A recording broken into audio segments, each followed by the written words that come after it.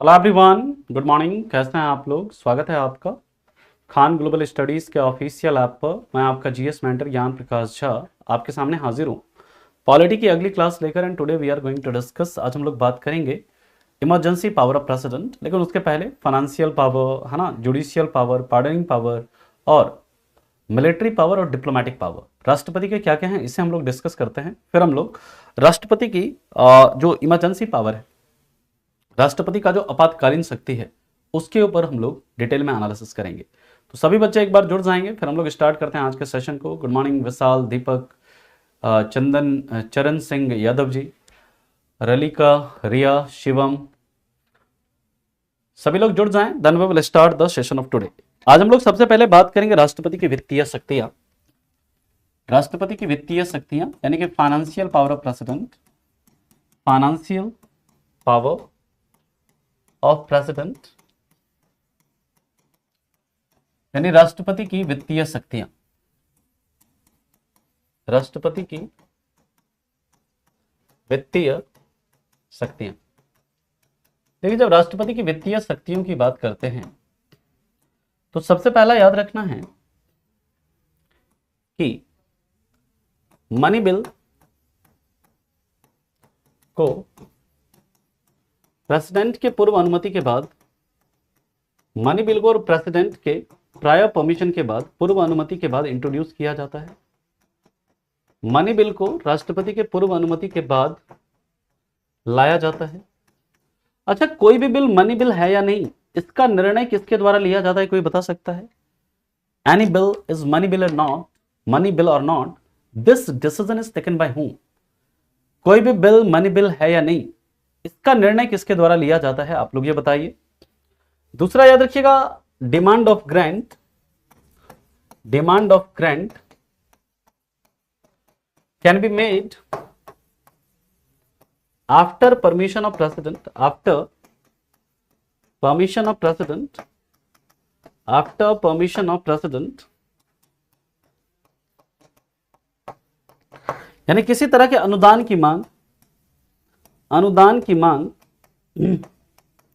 इस तरह का कोई ग्रांट चाहिए होता है, अनुदान चाहिए होता है, अनुदान की मांग राष्ट्रपति के अनुमति के बाद की जाती है।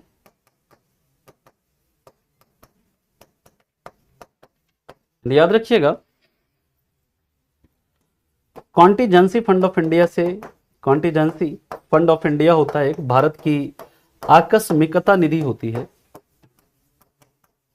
कॉन्टीजेंसी फंड ऑफ इंडिया, इसे बोलता है भारत की आकस्मिकता निधि, जिसका गठन किसके तहत होता है? आर्टिकल 267 के तहत होता है। कॉन्टीजेंसी फंड ऑफ इंडिया से मनी यानी पैसा प्रेसिडेंट के परमिशन के बाद खर्च की जाती है, प्रेसिडेंट के परमिशन के बाद खर्च की जाती है। देखिए भारत सरकार के पास ना तीन तरह का फंड होता है। एक होता है कॉन्सोलिडेटेड फंड ऑफ इंडिया, ठीक है। दूसरा होता है, एक होता है कॉन्सोलिडेटेड फंड ऑफ इंडिया, दूसरा होता है पब्लिक अकाउंट फंड, और तीसरा होता है कॉन्टीजेंसी फंड ऑफ इंडिया, है ना। तो जो भारत सरकार के जितने भी आय और खर्च होते हैं वो सारे कहां से होते हैं? कॉन्सोलिडेटेड फंड ऑफ इंडिया से होते हैं, भारत की संचित निधि से होते हैं, जिसका गठन आर्टिकल 266 क्लाउज 1 के तहत होता है। इसके बाद याद रखिएगा, भारत सरकार के जो मतलब लोग के द्वारा जो इन्वेस्ट किए गए पैसे होते हैं गवर्नमेंट स्कीम्स में, मान लीजिए आपने अलग अलग स्कीम में, भारत सरकार का जो अलग अलग स्कीम है, लाइक प्रोविडेंट फंड है ना, अटल पेंशन योजना है, डिफरेंट डिफरेंट योजनाएं हैं। अगर आप उसमें पैसा इन्वेस्ट करते हो तो वो पैसा कहां जाता है? पब्लिक अकाउंट फंड में जाता है, लोक लेखा निधि में जाती है। और एक होता है कॉन्टीजेंसी फंड ऑफ इंडिया, इसमें कुछ अमाउंट रखा रहता है जो कि इमरजेंसी सिचुएशन में यूज किया जा सकता है। और इसका जो मालिक होता है, उसका मालिक कौन होता है? राष्ट्रपति। राष्ट्रपति के अनुमति के बाद ही यहां से क्या किया जाता है? पैसा खर्च किया जाता है। ऐसा नहीं कि राष्ट्रपति अपने पास अपने प्रेसिडेंट हाउस में इस पैसे को रखता है, नहीं। राष्ट्रपति के बिहाफ पर इस पैसे को होल्ड करते हैं कौन? फाइनेंस सेक्रेटरी, वित्त सचिव। और जब भी इससे पैसा खर्चा करना होता है तो उसके लिए हमें राष्ट्रपति की अनुमति चाहिए होती है, किससे? भारत की आकस्मिकता निधि से पैसा खर्च करने के लिए। क्लियर? और याद रखिएगा, जब भी कोई भी बिल मनी बिल है या नहीं है, इसका निर्णय किसके द्वारा लिया जाता है? लोकसभा स्पीकर। आप सभी बच्चों ने बिल्कुल सही उत्तर दिया था, वेरी गुड। चलिए फटाफट आप लोग इससे लिखेंगे, फिर हम लोग चलते हैं इसके आगे। फाइनेंशियल पावर ऑफ प्रेसिडेंट को हम लोगों ने देखा, अब इसके आगे हम लोग अगले पावर की बात करते हैं, नेक्स्ट पॉइंट की तरफ चलते हैं।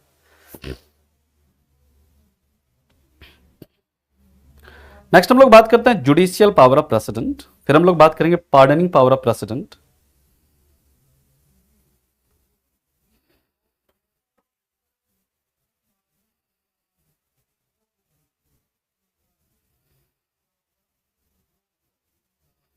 यहां तक लिख लिया सभी ने?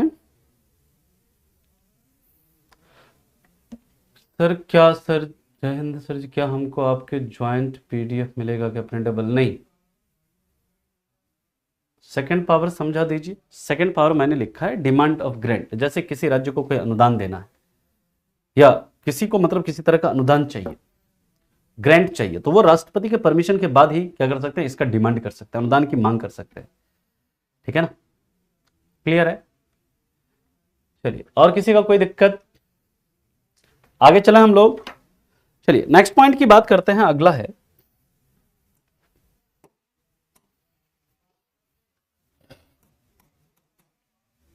पार्डनिंग पावर ऑफ प्रेसिडेंट, इसके बाद अगला है judicial power of president. Pardoning power of president इसके बाद देखेंगे, जुडिशियल पावर ऑफ प्रेसिडेंट या राष्ट्रपति की न्यायिक शक्तियां, राष्ट्रपति की न्यायिक शक्तियां, पति की न्यायिक शक्तियां। जब राष्ट्रपति के न्यायिक शक्तियों की बात करेंगे तो दोस्तों राष्ट्रपति की न्यायिक शक्तियां में पहला पॉइंट आपको याद रखना है कि प्रेसिडेंट सुप्रीम कोर्ट और हाई कोर्ट के जज को, सुप्रीम कोर्ट और हाई कोर्ट के जज को अपॉइंट करते हैं, है ना। सुप्रीम कोर्ट और हाई कोर्ट के जज को अपॉइंट कौन करते हैं? प्रेसिडेंट ही करते हैं। ये अपनी इच्छा पर नहीं करते हैं, अपने डिस्क्रिप्शन पर नहीं करते हैं, उसके लिए एक कलेजियम सिस्टम होता है, एक कलेजियम प्रणाली होती है, उनके रिकमेंडेशन पर करते हैं, लेकिन करते तो कौन है? प्रेसिडेंट ही करेंगे। दूसरा, प्रेसिडेंट सुप्रीम कोर्ट और हाई कोर्ट के जज को, सुप्रीम कोर्ट और हाई कोर्ट के जज को क्या करते हैं? रिमूव करते हैं। उनको रिमूव करने का भी काम किसको होता है? प्रेसिडेंट का होता है, लेकिन किसके प्रस्ताव पर, किसके कहने पर? पार्लियामेंट के प्रस्ताव पर। जब पार्लियामेंट इसके लिए एक प्रस्ताव पारित कर देती है, संसद, तब जाकर राष्ट्रपति क्या करते हैं? उनको उनके पद से रिमूव करते हैं, अपनी इच्छा पर नहीं करेंगे। तीसरा, प्रेसिडेंट आर्टिकल 143 के तहत, किसके तहत? आर्टिकल 143 के तहत सुप्रीम कोर्ट से क्या कर सकते हैं? सुप्रीम कोर्ट से एडवाइस ले सकते हैं, है ना जी, बताया था। सुप्रीम कोर्ट से क्या ले सकता है? एडवाइस ले सकता है, किसके तहत? आर्टिकल 143 के तहत, जिसमें एडवाइजरी जुरिस्डिक्शन है, इसके बारे में हम लोगों ने बात करी थी। ये सभी क्या है? राष्ट्रपति की न्यायिक शक्तियां हैं, है ना। अब इसके आगे हम लोग बात करेंगे राष्ट्रपति का पार्डनिंग पावर, जो सबसे इंपॉर्टेंट है। ठीक है, क्या कार्यकाल समाप्त होने पर मतलब नहीं समझा? कार्यकाल समाप्त होने पर नहीं, कार्यकाल समाप्त होने से पहले अगर हटाना है तो। कार्यकाल समाप्त होने पर तो अपने ही रिटायर हो जाएंगे, उसके लिए हटाने की क्या जरूरत है, वो तो खुद ही रिटायर हो गए, है ना, सियाराम जी। चलिए इतना लिखिए, फिर इसके आगे चलते हैं हम लोग, नेक्स्ट पॉइंट पर मूव करते हैं। यहां तक किसी को कोई दिक्कत, कोई परेशानी, कोई समस्या है तो बता सकते हैं।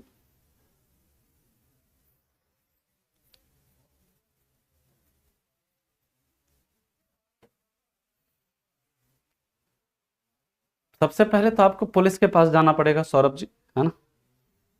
फिर आपका मसला देखा जाएगा कि डायरेक्ट सुप्रीम कोर्ट में जाने लायक है कि नहीं है ना। आपका मसला क्या है उसके ऊपर डिपेंड करता है, आपकी समस्या क्या है उसके ऊपर डिपेंड करता है। चलिए नेक्स्ट पॉइंट है pardoning power of president, pardoning power of president या राष्ट्रपति की क्षमादान शक्ति। राष्ट्रपति की क्षमादान शक्ति किसमें? आर्टिकल 72 में है। और गवर्नर का किसमें है बताना थोड़ा तुम लोग। गवर्नर की क्षमादान शक्ति का जिक्र किस आर्टिकल में है? राज्यपाल की क्षमादान शक्ति का जिक्र किस आर्टिकल में है बताना। देखो राष्ट्रपति के पास ना 5 प्रकार का क्षमादान शक्ति है ना। 5 प्रकार का क्षमादान शक्ति कौन कौन सा है? तो सबसे पहला है पार्डन, पार्डन। पार्डन का मतलब होता है सर्व क्षमा, हिंदी में क्या बोलते हैं, सर्व क्षमा। और जब सर्व क्षमा की बात करते हैं, ठीक, डेफिनेटली सोनू जी बहुत बढ़िया। याद रखिए जब हम लोग सर्व क्षमा की बात करते हैं इसका मतलब क्या होता है, सभी प्रकार के दंड से माफ कर देना, सभी प्रकार के दंड से मुक्त कर देना, सभी प्रकार के दंड से मुक्त कर देना। कोई भी दंड दिया गया उससे क्या कर देना, मुक्त कर देना, माफ कर देना, सभी प्रकार की सजा को माफ कर देना, वो क्या है, पार्डन, सर्व क्षमा। दूसरा है कम्यूटेशन। कम्यूटेशन जैसे कहते हैं लघुकरण, क्या बोलते हैं, लघुकरण। लघुकरण का मतलब क्या होता है, तो याद रखिएगा सजा के नेचर में, सजा के नेचर में बदलाव करना। यानी मान लीजिए किसी को फांसी की सजा दी गई है और उसके सजा को आजीवन कारावास में बदल देना। Very good Shivam, article 161, very good Roshan. कोई मान लीजिए राष्ट्रपति, किसी व्यक्ति को फांसी की सजा दी गई है और उस सजा को क्या करना, आजीवन कारावास में बदल देना, यानी कि सजा का नेचर क्या हो गया, बदल गया। इसी को क्या बोलते हैं, इसी को बोलते हैं कम्यूटेशन या लघुकरण। तीसरा होता है जिसे कहते हैं रेमिशन। रेमिशन या इसे कहते हैं परिहार। इसका मतलब क्या होता है, सजा के मात्रा को कम करना, सजा के मात्रा को कम करना। यानी कि जो सजा का जो टाइम ड्यूरेशन है उसको क्या करना, रिड्यूस करना। मान लीजिए किसी को 10 साल की सजा दी गई है, उसको घटा करके 5 साल कर देना, 1 साल कर देना, 2 साल कर देना। सजा का जो मात्रा है उसको क्या कर दिया जा रहा है, कम कर दिया जा रहा है। चौथा, इसके बाद आता है रेस्पाइट। रेस्पाइट या जिसे हम कहते हैं विराम। विराम, विराम का मतलब किसी विशेष परिस्थिति में, किसी विशेष परिस्थिति में, किसी विशेष परिस्थिति में सजा को कम करना या सजा को माफ करना, सजा को कम करना किसी विशेष परिस्थिति को देखते हुए। जैसे सर, जैसे बुढ़ापा, ओल्ड एज, जैसे इलनेस, बीमारी, जैसे प्रेगनेंसी, यानी कोई गर्भवती है, प्रेगनेंसी है। मान लीजिए कोई फिजिकली हैंडीकैप्ड है, कोई दिव्यांग है। इस विशेष परिस्थिति को देखते हुए किसी की सजा को क्या करना, माफ करना है, किसी की सजा को कम करना, वो क्या कहलाता है, वो कहलाता है रेस्पाइट, या क्या कहते हैं उसे, विराम कहते हैं। इसके आगे देखते हैं और पांचवा, 5 प्रकार का पार्डनिंग पावर है ना। पहले हम लोग इसे देखते हैं, फिर हम लोग मिलिट्री पावर, फिर डिप्लोमेटिक पावर, फिर हम लोग बात करेंगे इमरजेंसी पावर की।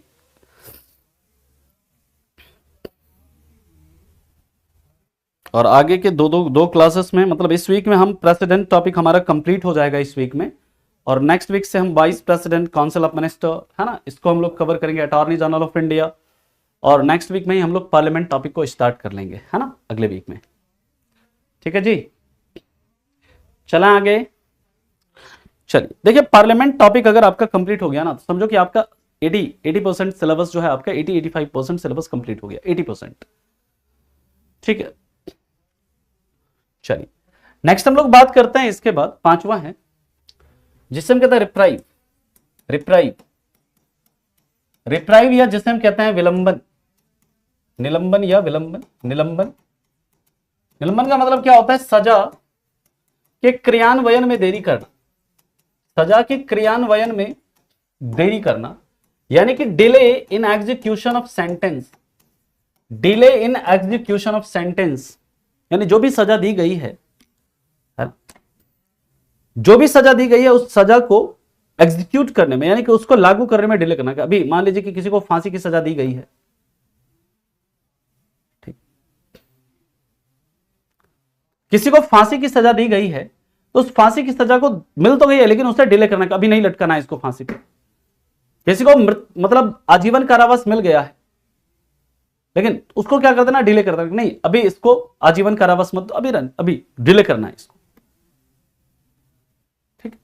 मतलब कि जो सजा है, सजा के क्रियान्वयन में देरी करना, यह है।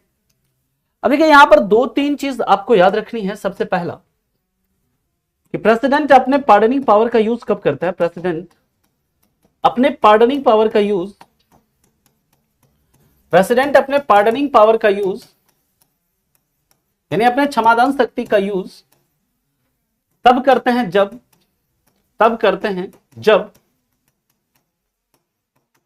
पहला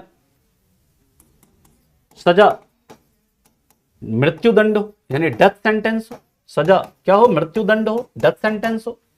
दूसरा सजा यानी पनिशमेंट केंद्रीय कानून पर, यानी केंद्र सरकार के द्वारा, यानी सेंट्रल गवर्नमेंट के द्वारा बनाए गए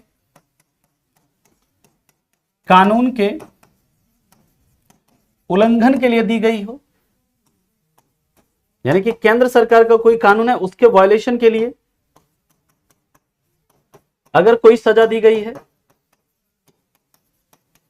और तीसरा, अगर आपका सजा आर्मी कोर्ट या कोर्ट मार्शल, आर्मी कोर्ट या कोर्ट मार्शल के द्वारा दी गई हो, कोर्ट मार्शल के द्वारा दी गई हो, इस कंडीशन में प्रेसिडेंट क्या कर सकते हैं? अपने पार्डनिंग पावर का यूज कर सकते हैं।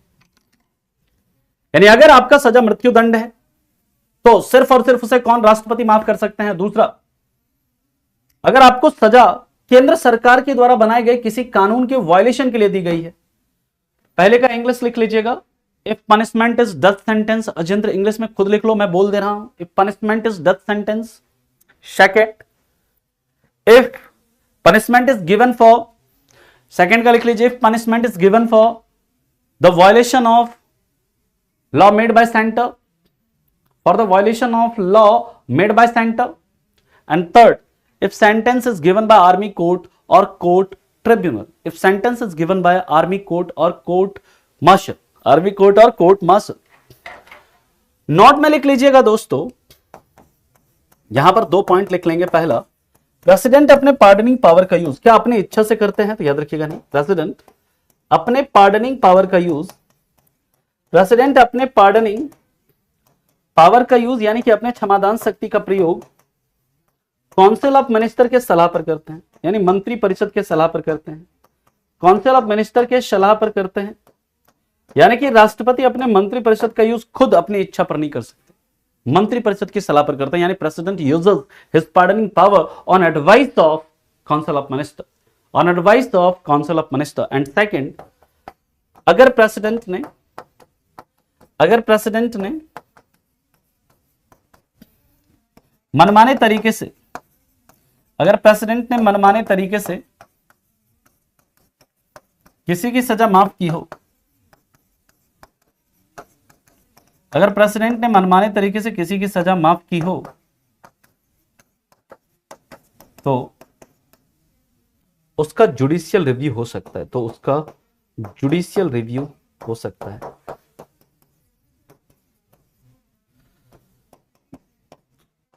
इंग्लिश में लिख लीजिएगा, if President uses his or her pardoning power arbitrarily. If President uses his pardoning power, if President pardons sentence of any person arbitrarily, then judicial review can be made.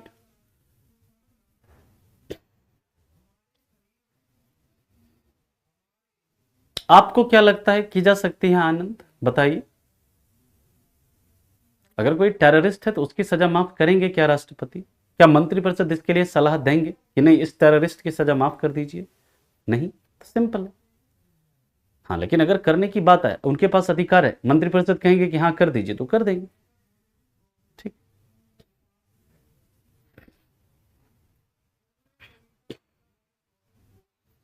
आप एक वकील करना पड़ेगा सौरभ जी पहले आपको, सुप्रीम कोर्ट में जाकर के, है ना, तब जाकर आप कर सकते हो, है ना।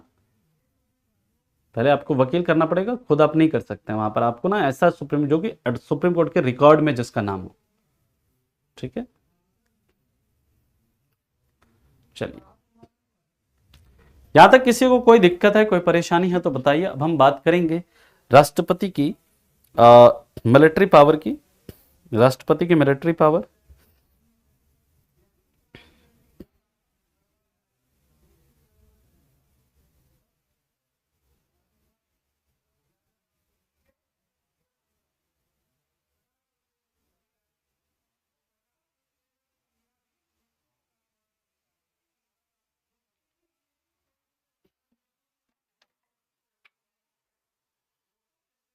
ठीक है, नहीं, आपके पेरेंट को करना पड़ेगा आपके बिहाफ पे, है ना।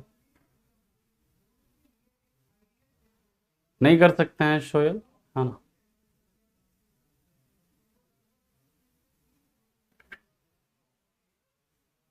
आर्मी कोड क्या है श्वेता? हर जो मतलब डिफरेंट डिफरेंट जो मतलब इंडियन आर्मी है, इंडियन नेवी है ना, इंडियन एयरफोर्स है, उनका अपना कोड होता है ना। और अगर कोई मतलब आर्मी का या नेवी का या एयरफोर्स का कोई अगर आपका जो स्टाफ है, किसी तरह का कोई अगर लॉ का वायलेशन करता है, किसी तरह का कुछ लॉ तोड़ता है ना, आर्मी के द्वारा बनाया गया, तो उसको वहां पर आर्मी कोर्ट क्या करती है, सजा सुनाती है ना। आर्मी ट्रिब्यूनल क्या करती है, उसको कोर्ट मार्शल के द्वारा उसको सजा सुनाया जाता है। और उस सजा के खिलाफ आप, वो सजा कुछ भी हो सकता है, और उस सजा के खिलाफ कहीं नहीं जा सकते हैं आप। सिर्फ और सिर्फ कहाँ जा सकते हैं, प्रेसिडेंट के पास जा सकते हैं। प्रेसिडेंट ही उसके द्वारा दी गई सजा को माफ कर सकते हैं, और कोई उसके द्वारा दी गई सजा को माफ नहीं कर सकता है। ठीक है श्वेता जी। आफ्ताब जी, ये देखिए पूरा प्रोसेस है, आप इसके ऊपर पूरा यूट्यूब पर रिसर्च कर सकते हैं, है ना आफ्ताब। यूट्यूब पर कई सारे आपको रिसर्च वीडियो मिल जाएंगे। यहाँ पर कोर्ट मार्शल, बस मैं आपको इतना बता देना चाह रहा हूँ, कोर्ट मार्शल क्या होता है। अगर आप आर्मी में हैं मान लीजिए, और आर्मी में आपको कोई ऑर्डर दिया गया, है ना, आप उसको वायलेट करते हैं, आपको कोर्ट मार्शल आपका हो सकता है, आपको बुलाया जा सकता है कोर्ट मार्शल में, और कोर्ट मार्शल में आपको कुछ भी सजा दी जा सकती है। ठीक है, कहीं भी नहीं जा सकते, ना तो सुप्रीम कोर्ट में ना हाई कोर्ट में। ठीक है, कहीं भी नहीं जा सकते। सिर्फ और सिर्फ आर्मी कोर्ट ने अगर आपको कोई सजा दी है, कुछ भी वो हो सकता है सजा, तो उसके खिलाफ आप कहाँ जा सकते हैं, सिर्फ और सिर्फ प्रेसिडेंट के पास जा सकते हैं। ठीक है, बाकी आपको डिटेल में जानना है तो आप उसे पूरा डिटेल में देखिए, कई सारी मूवीज में दिखा गया, आप कई रिसर्च कर सकते हैं इसके ऊपर। वो एग्जाम के लिए रेलिवेंट नहीं है, जो हमारे एग्जाम के लिए रेलिवेंट है हम उस पर बात कर रहे हैं।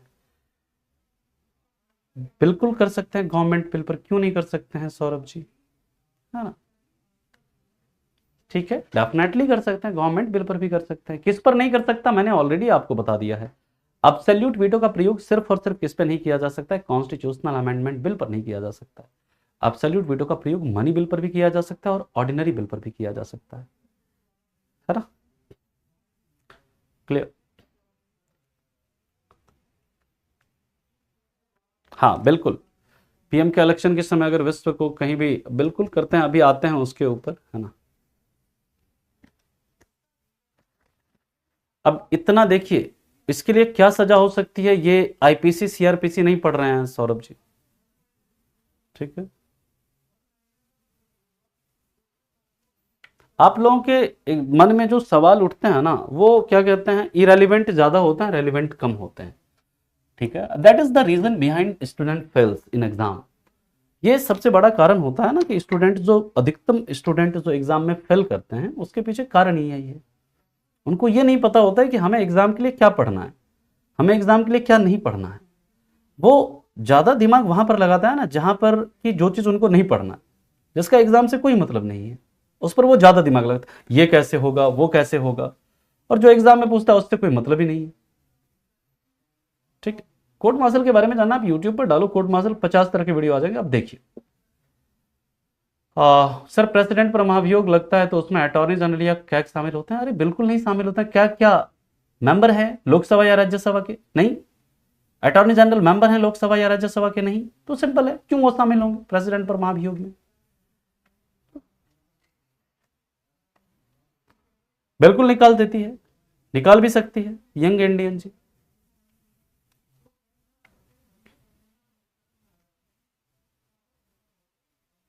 नहीं जा सकता है करण जी, है ना।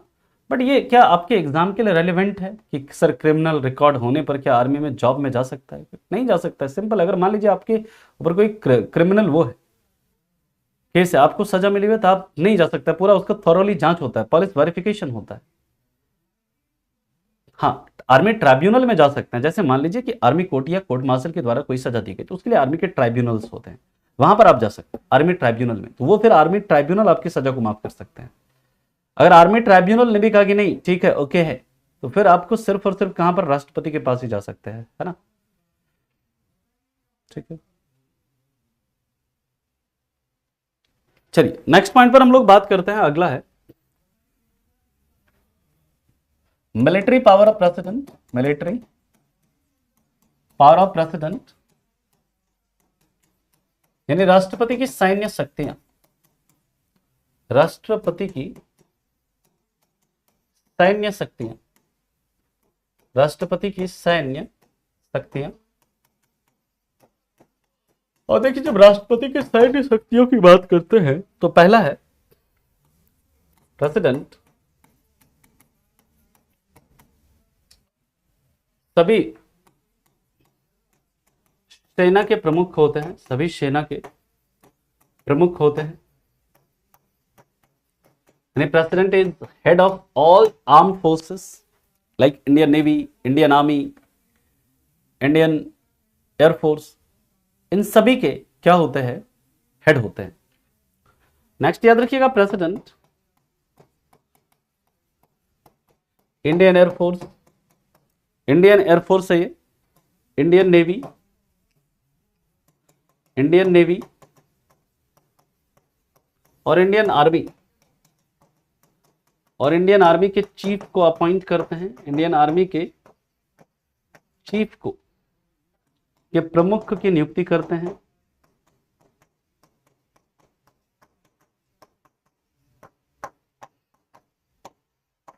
इसके बाद याद रखिएगा, प्रेसिडेंट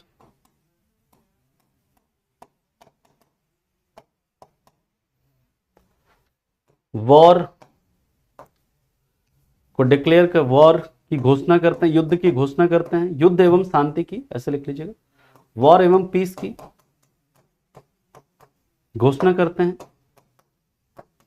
यानी किसी देश के साथ तो युद्ध होना है, तो उस युद्ध की घोषणा कौन करेंगे, प्रेसिडेंट करेंगे।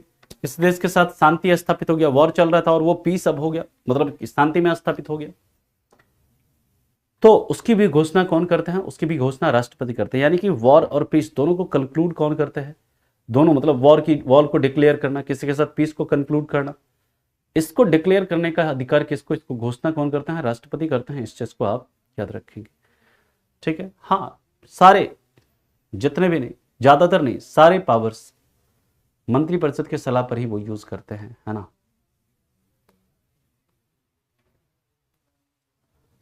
वाह, सोनू वाल्मीकि जी, क्या शानदार सवाल पूछा है आपने, है ना। चलिए, यहां तक किसी को कोई दिक्कत, कोई परेशानी, कोई समस्या है तो बताइए।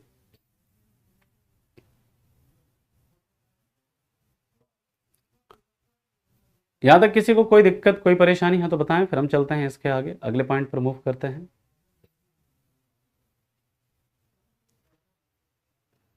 नेक्स्ट हम लोग डिप्लोमेटिक पावर की बात करेंगे और इसके बाद आएंगे emergency power of president.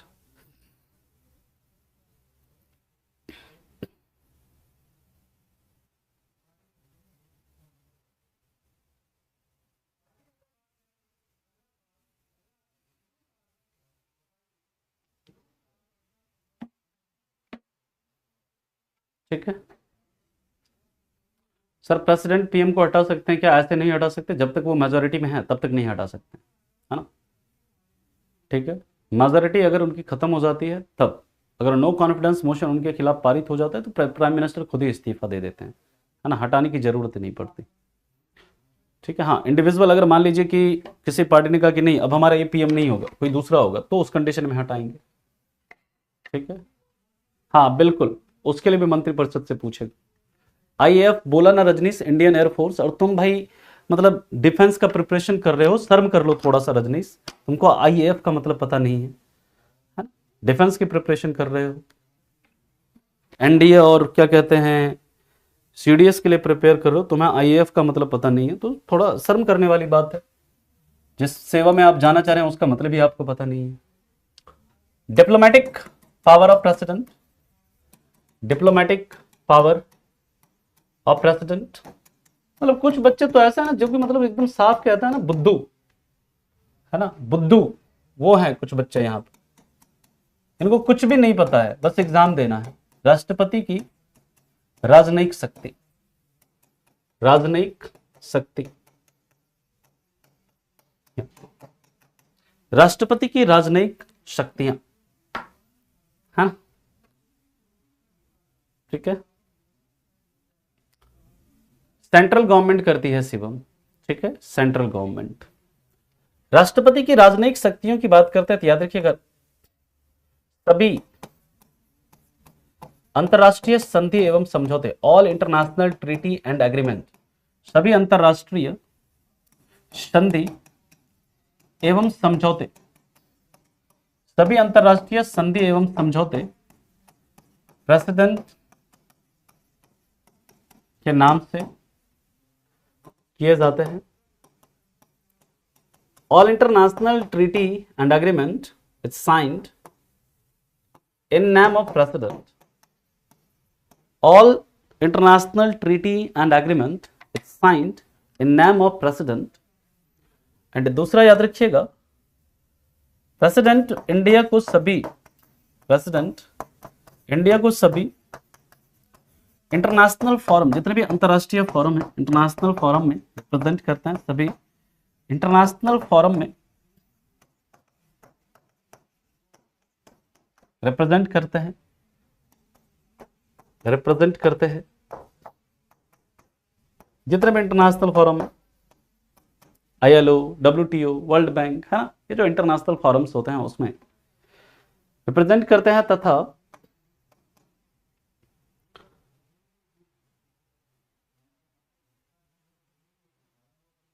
Ambassador, foreign ambassador यानी राजनयिक एम्बेसडर,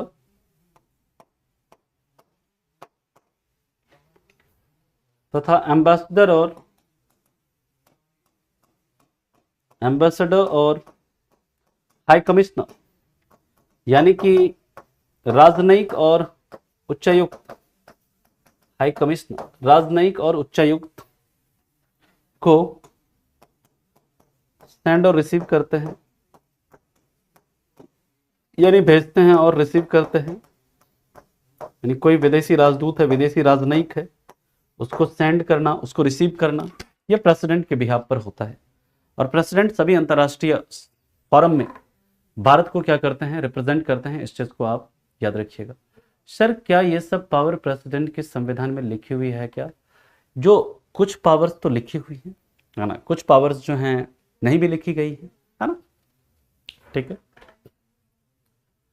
आर्टिकल, इसका कोई आर्टिकल में जिक्र नहीं है। आप तब अगर कहीं आर्टिकल में जिक्र होता तो मैं डेफिनेटली लिखता यहाँ पर आर्टिकल। पैरामिलिट्री के हेड भी प्रेसिडेंट होते हैं? नहीं चंद्रेश, जो आर्म्ड फोर्सेस हैं, मतलब जो कि मतलब इंडियन आर्मी है, इंडियन नेवी है, इंडियन एयरफोर्स है, इस तीनों के, ठीक है।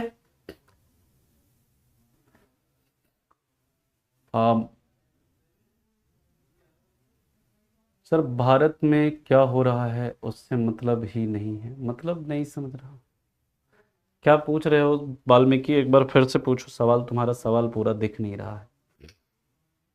चलिए यहां तक किसी को कोई दिक्कत है, कोई परेशानी है तो बताइए। अब इसके आगे की बात करते हैं हम लोग, बात करेंगे इमरजेंसी पावर ऑफ प्रेसिडेंट, है ना, और कोशिश करेंगे कि इस वीक में इमरजेंसी पावर ऑफ प्रेसिडेंट, राष्ट्रपति पूरा फिनिश होकर के वाइस प्रेसिडेंट देखो एक लेक्चर में हो जाएगा, मंत्रिपरिषद, प्राइम मिनिस्टर, अटॉर्नी जनरल, ये 2 लेक्चर में हो जाएगा। और नेक्स्ट क्लास में हम लोग पार्लियामेंट को स्टार्ट कर लेंगे नेक्स्ट वीक में। मतलब लास्ट लाइन समझा दीजिए। लास्ट लाइन मैंने ये लिखा है, देखो जितने भी अंतरराष्ट्रीय फोरम है, लाइक ILO है, WTO है, वर्ल्ड बैंक है, और भी कई सारे यूनाइटेड नेशंस हैं, है ना, और भी अलग अलग जो अंतरराष्ट्रीय फोरम है, उसमें भारत को रिप्रेजेंट कौन करते हैं? प्रेसिडेंट, ठीक है। और याद रखिएगा जो मतलब कोई भी फॉरेन एम्बेसडर है, यानी कि मान लीजिए चीन का कोई राजदूत है, या ऑस्ट्रेलिया का, कनाडा का, अमेरिका कोई राजदूत है, वो आ रहा है, उसको भेजना, रिसीव करना, ये सब किसके नाम पर होता है? वो राष्ट्रपति के नाम पर होता है, ठीक है। रिवीजन करना पड़ेगा, है ना, आपको अच्छी किताबें पढ़नी पड़ेगी, है ना, आपको समय देना पड़ेगा इसके लिए, ठीक है। सोर्सेस आपके अच्छे होने चाहिए, आपको रिसर्च करना पड़ेगा, है ना, तब जाकर होती है इसके लिए, तब जाकर इतना होगा। काफ़ी रिसर्च करने पड़ते हैं आपको हर चीज़ के लिए, ठीक है। यहां तक किसी को कोई दिक्कत है, परेशानी है तो बताइए। क्लियर है आफ्ताब बाबू? आगे चला हम लोग, नेक्स्ट पॉइंट पर मूव करें। चलिए अब हम लोग बात करते हैं इमरजेंसी पावर की, है ना। Now we are going to talk about emergency power. Sir परीक्षा वाली बुक ली है, ठीक है क्या? देखिए फैक्ट के लिए ठीक है ना,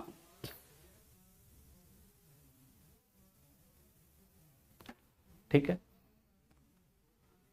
हाँ बिल्कुल, उनको भी ट्रांसफर प्रेसिडेंट ही करते हैं,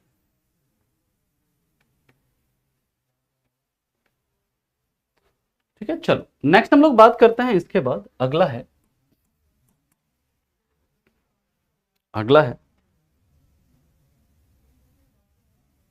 इमरजेंसी पावर ऑफ प्रेसिडेंट। राष्ट्रपति की सैन्य शक्ति, राष्ट्रपति की आपातकालीन शक्तियां, राष्ट्रपति की आपातकालीन शक्तियां।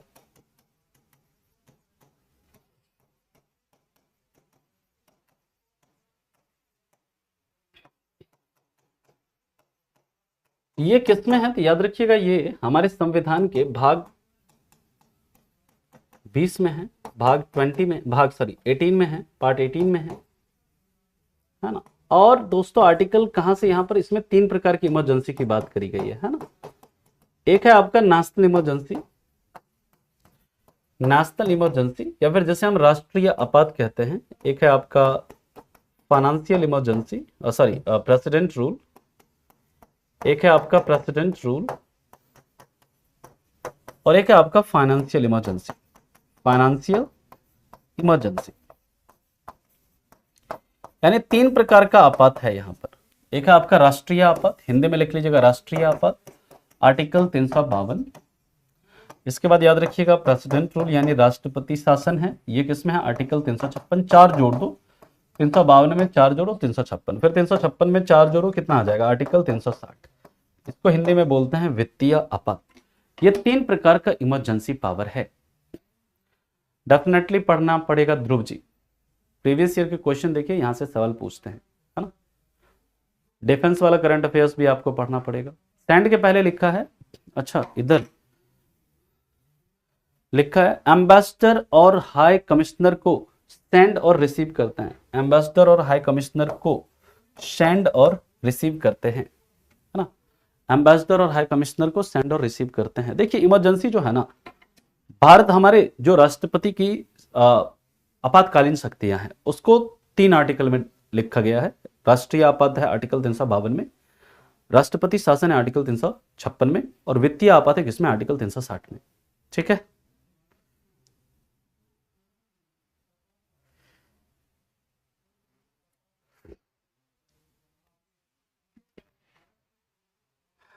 अच्छा तो तुम बदलाव लाओ, सोनू वाल्मीकि, है ना, आप बदलाव लाइए। हाँ 4-4 का गैप रहता है ना, कोई बात नहीं है, तो आपको मौका मिल रहा है ना, आपको इतना अच्छा कंटेंट मिल रहा है, पढ़िए, मेहनत करिए, है ना, और आप कुछ बदलाव करिए, लाइए समाज में, ताकि आपसे, आपको देखकर लोग सीखें, देखो सोनू ने ऐसा किया तो हम भी ऐसा करेंगे, ठीक है। किसी भी एग्जाम के लिए नोट नहीं बनाना पड़ेगा प्रहलाद, है ना, किसी भी एग्जाम के लिए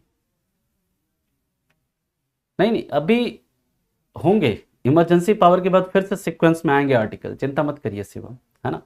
लेकिन अब इमरजेंसी पावर है तो इसके लिए तब हम पूरा वो नहीं रुकेंगे ना, हम 352 तक पढ़ेंगे फिर आएंगे इसके ऊपर।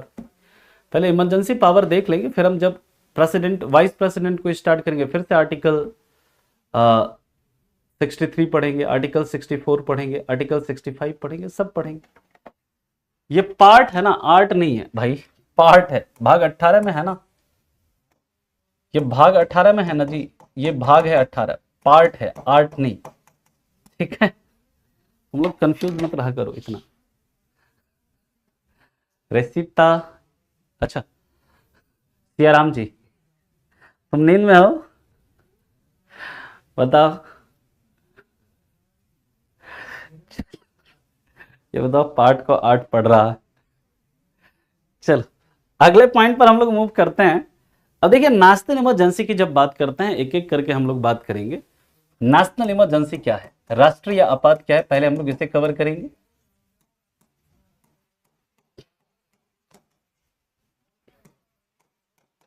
राष्ट्रीय आपात, देखिए जब राष्ट्रीय आपात की बात करते हैं ना, सबसे पहले इसका ग्राउंड किस आधार पर लगाया जा सकता है। ये ग्राउंड क्या है इसका आधार, तो इसका दोस्तों तीन आधार है। पहला वॉर, दूसरा एक्सटर्नल एग्रेशन, एक्सटर्नल एग्रेशन, और तीसरा है आपका आर्म्ड रेबेलियन। ध्यान से समझिएगा, आर्म्ड रेबेलियन, इसे हम लोग कहते हैं युद्ध, इसे कहते हैं बाह्य आक्रमण, बाह्य आक्रमण, और इसे हम लोग क्या कहते हैं, सशस्त्र विद्रोह। क्या बोलते हैं, सशस्त्र विद्रोह, सशस्त्र विद्रोह। ठीक,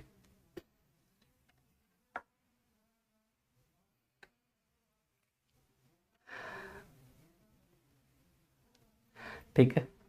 इसके बाद की बात करें तो याद रखिएगा, ये नोट में याद रखिएगा,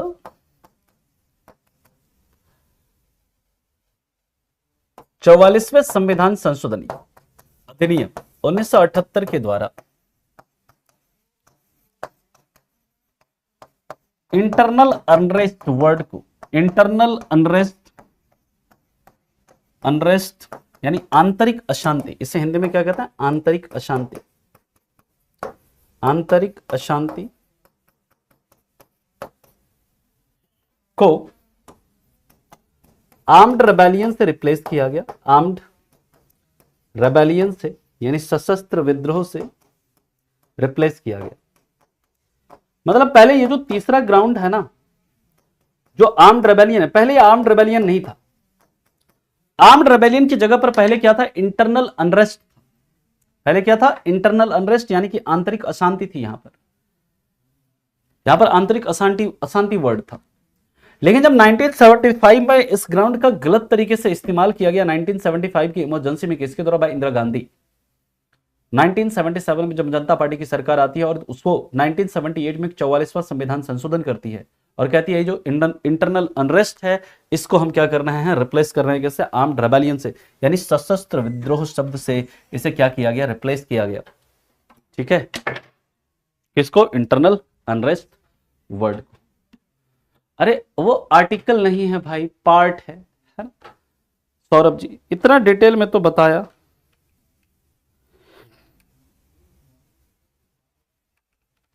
ठीक है, पहले इतना लिखिए फिर चलते हैं इसके आगे।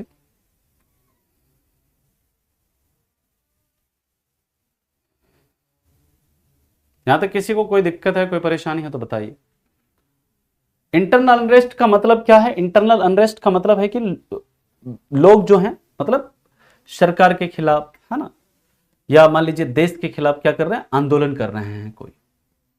ठीक है, किसी तरह का मतलब पूरा अशांति है पूरे देश में, अनरेस्ट,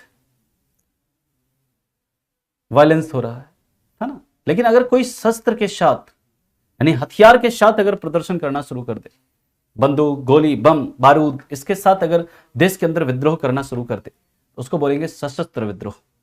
ठीक है, क्लियर है, दोनों में समझ में आ गया। यहां तक किसी को कोई दिक्कत है, कोई परेशानी है तो बताइए। सेकेंड वाला लाइन क्या लिखा है, सेकेंड वाला लाइन मैंने लिखा है यहां पर एक्सटर्नल एग्रेशन यानी बाह्य आक्रमण। देखो एक क्या है कि कोई देश क्या करे, कोई देश क्या करे, किसी देश के साथ हम युद्ध में है, वॉर में है।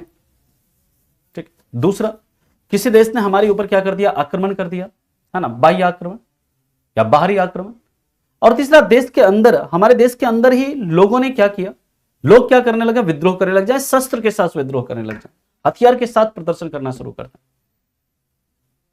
इस कंडीशन में प्रेसिडेंट क्या कर सकते हैं, डिक्लेयर कर सकते हैं क्या, नेशनल इमरजेंसी को, राष्ट्रीय आपात। लेकिन याद रखिएगा, क्या राष्ट्रपति युद्ध जब स्टार्ट हो जाएगा तभी राष्ट्रीय आपात की घोषणा कर सकते हैं? तो याद रखिएगा नहीं। अगर राष्ट्रपति को ऐसा लगेगा कि युद्ध स्टार्ट होने वाला है, इस देश के साथ हमारा युद्ध हो सकता है, उस परिस्थिति में भी आपके जो नेशनल इमरजेंसी है उसको डिक्लेयर किया जा सकता है। अगर किसी, ठीक है, हाँ 1978 है, 44वां संविधान संशोधन 1978। ठीक है, क्लियर। आगे चला हम लोग।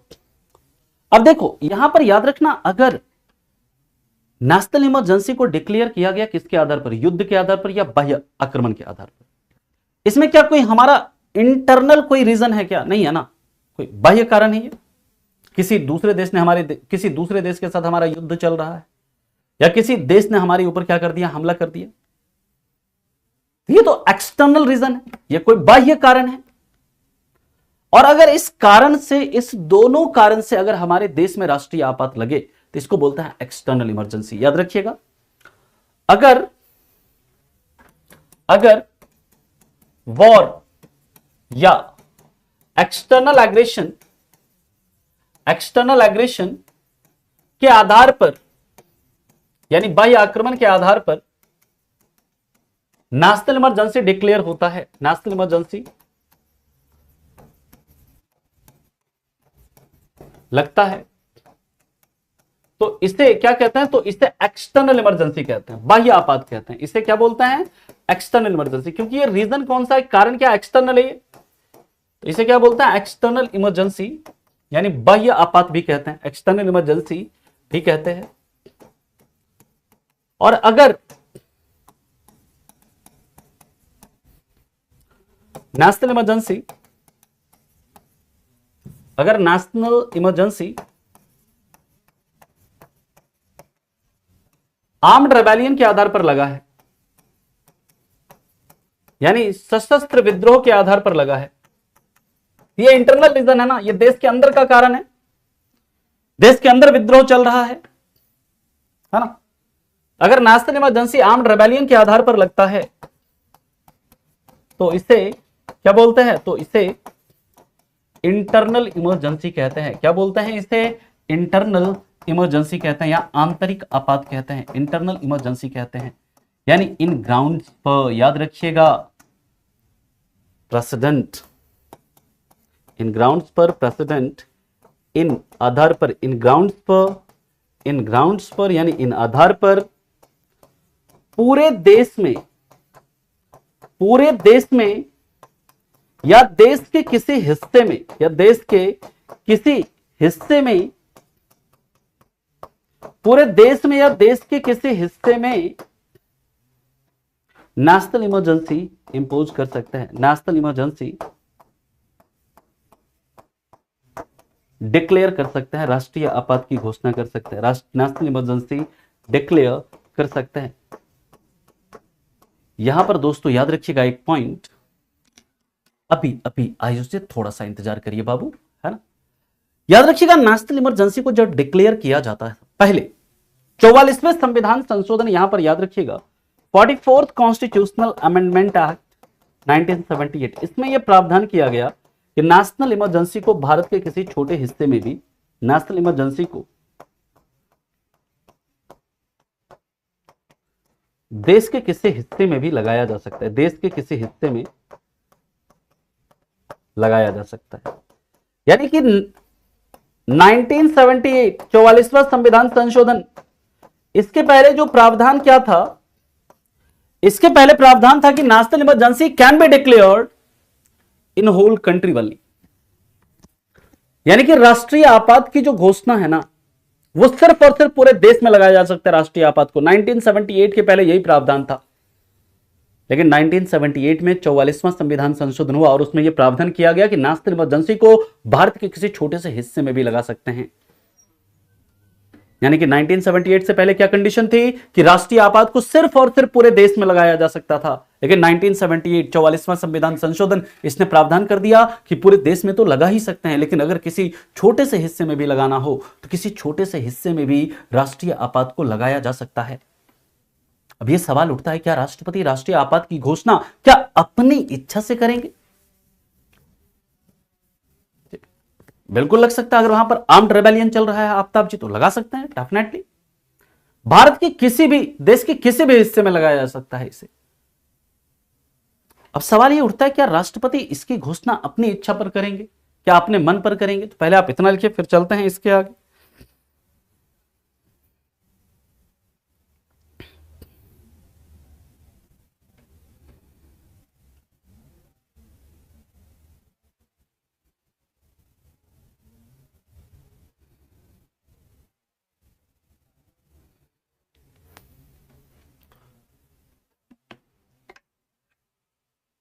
ठीक है,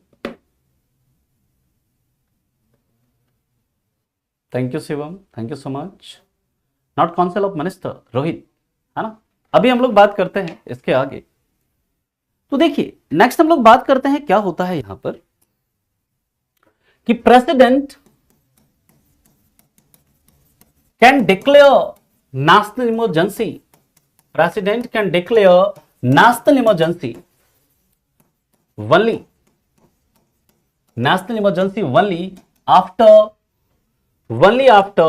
written recommendation of cabinet, only after written recommendation of cabinet।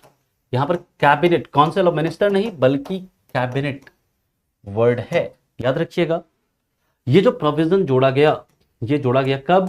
Bye 44th constitutional amendment, by 44th constitutional amendment act of 1978। यानी पहले मंत्री परिषद की सलाह जरूरी होती थी। मेरी बात को बहुत ध्यान से सुनिएगा। आफ्ताब, अभी हम इफेक्ट पढ़ रहे हैं बाबू, यही है ना दिक्कत तुम लोगों में। मतलब आपको ना जल्दीबाजी बहुत होती है आप लोगों को, कितना भी समझा लूं मैं कोई फायदा नहीं होता है। कुछ बच्चे हैं ऐसे, इनको कितनी भी बार समझा लीजिए ना, उनको समझ में नहीं आएगा। अभी मैं इफेक्ट ऑफ नेशनल इमरजेंसी पढ़ा रहा हूं, क्या पढ़ाऊंगा उसे भी कि क्या इफेक्ट पड़ता है पूरे देश पर, राज्य पर क्या प्रभाव पड़ता है, हमारे फंडामेंटल राइट पर क्या इफेक्ट पड़ता है। We will discuss all of these things in very detail. हाँ, बट वही समस्या है यहां पर, क्या है, राष्ट्रपति नेशनल इमरजेंसी को डिक्लेयर कर सकते हैं, ठीक है। हाँ, कुछ ज्यादा ही परेशान है ये बच्चा, मुझे लग रहा है ना। काफी बच्चे हैं, मैंने कई क्लास में इस क्लास में कई ऐसे बच्चे भी हैं, पूरे क्लास में एक कमेंट नहीं होता है उसका, एक भी कमेंट नहीं होता, वो बस सीखता रहता है। उसको पता है कि सर पढ़ाएंगे, हर एक चीज पढ़ाएंगे, उसको पता, वो एक भी कमेंट नहीं करता है पूरे क्लास में, बस पढ़ता रहता है, लास्ट में बस शुरू में कमेंट करेगा, लास्ट में करेगा। कई ऐसे भी बच्चे हैं। याद रखिएगा, जब हम बात करते हैं राष्ट्रपति की, तो राष्ट्रपति नेशनल इमरजेंसी की घोषणा करेंगे, लेकिन पहले क्या था, 1978 से पहले प्रावधान यह था कि मंत्री परिषद की सलाह जरूरी होती थी, मंत्री परिषद का सलाह लेना पड़ता था नेशनल इमरजेंसी को डिक्लेयर करने के लिए। लेकिन क्या हुआ, 1975 में इंदिरा गांधी ने इसका मिसयूज किया। उन्होंने किससे, फखरुद्दीन अली अहमद से कहा, जो प्रेसिडेंट थे उस समय, कि मंत्री परिषद की सलाह, मतलब मैं सलाह दे रही हूं, आप करिए, मंत्री परिषद का सलाह मैं बाद में ले लूंगी, आप इमरजेंसी को डिक्लेयर करिए। और गलत तरीके से इमरजेंसी को इंपोज किया गया। 1978 में 44वां संविधान संशोधन हुआ और आर्टिकल 352 में यह चीज डाल दी गई, ये पॉइंट डाल दिया गया कि president can declare national emergency only after written recommendation of cabinet. यानी कि राष्ट्रपति राष्ट्रीय आपात की घोषणा करेंगे, लेकिन किसके सलाह पर, कैबिनेट की लिखित सलाह पर करेंगे। यानी रिटन रिकमेंडेशन चाहिए, लिखित सलाह चाहिए, तभी कर सकते हैं। आपसे पूछा जाएगा कि कैबिनेट वर्ड का यूज हमारे संविधान में कहां पर किया गया है, तो कैबिनेट वर्ड का यूज हमारे संविधान में सिर्फ और सिर्फ एक ही आर्टिकल में, किसमें, आर्टिकल 352 में, सिर्फ और सिर्फ आर्टिकल 352 में इस कैबिनेट वर्ड को यूज किया गया है। कैबिनेट वर्ड का कहीं डेफिनेशन है? नहीं। कैबिनेट वर्ड का कोई पावर का जिक्र है? नहीं। बट कैबिनेट वर्ड को कहां पर यूज किया गया? आर्टिकल 352 में। कब उसे कैबिनेट वर्ड को आर्टिकल 352 में कब जोड़ा गया? 44वें संविधान संशोधन के द्वारा जोड़ा गया 1978 में, और कहा गया कि राष्ट्रपति नेशनल इमरजेंसी को डिक्लेयर कर सकते हैं, लेकिन only after written recommendation of cabinet, यानी कि कैबिनेट की लिखित सलाह के बाद ही कर सकते हैं। That's it.